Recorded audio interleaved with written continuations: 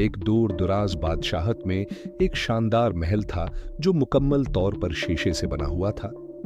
इस महल को शीशे का महल कहा जाता था और उसकी दीवारें और मीनार धूप हो रही थीं। में हजारों हीरों की तरह चमकते थे। कहा जाता है कि ये महल एक ताकतूर जादूगर ने बनाया था जिसने रोशनी की रूह को पकड़कर शीशे में तब्दील कर दिया था। इस बादशाहत के हकमरान बादशाह अरमान एक अक्लमंद और मुनसिफ हकमरान थे।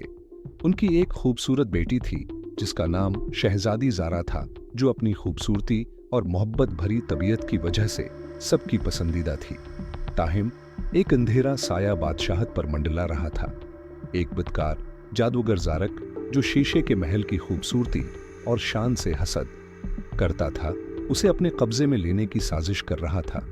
एक मनहूस रात ज़ारक ने महल पर एक ताकतूर जादू का हमला किया जिससे उसको अंधेरे में डूबो दिया और उसकी शीशे की दीवारों को नाजुक और कमजोर बना दिया, जो जरा सी छूने पर टूट सकती थी। वो कभी खुश व खर्म महल अब खौफ और मायूसी का घर बन गया था।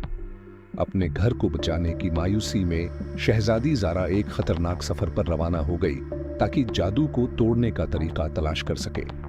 उसने दूर दराज पहाड़ों में रहने वाले एक कदीम दाना की मदद हासिल की।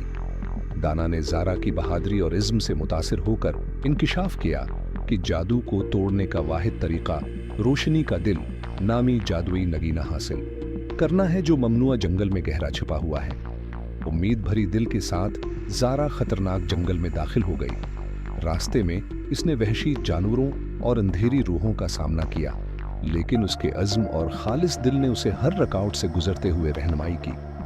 आखिरकार उसने रोशनी का दिल पा लिया जो सुनहरी रोशनी से चमक रहा था। शीशे के महल वापस आकर ज़ारा ने रोशनी के दिल का इस्तेमाल किया ताकि अंधेरा खत्म हो जाए और महल की पुरानी शान बहाल हो जाए। शीशे की दीवारें दोबारा धूप में चमकने लगे और बादशाहत में खुशी और जश्न का दौर शुरू हो गया।